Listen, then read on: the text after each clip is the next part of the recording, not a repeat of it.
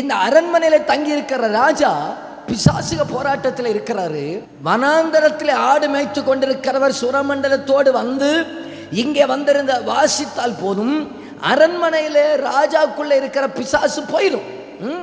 இப்ப அரண்மனையில ராஜாவுக்கு பிசாசு துரத்தின ஆளு பிசாசு துரத்திட்டு திரும்ப நேரம் எங்க தான் போறாரு தெரியுமா? ஆடு மேய்க்க தான் போறாரு. தந்த சின்ன பொறுப்புகளில் உண்மை உள்ளவர்களை விழுவதற்கு கர்த்தர் அனுமதிக்க மாட்டார். கர்த்தர் அவர்களுக்கு எழுச்சியை தருகிறவராக இருக்கிறார். ஆண்டவர் தந்த புருஷனுக்கு உண்மையாக இருங்கள். ஆண்டவர் தந்த மனைவிக்கு உண்மையாக இருங்கள். ஆண்டவர் தந்த பிள்ளைகளுக்கு உண்மையாக இருங்கள்.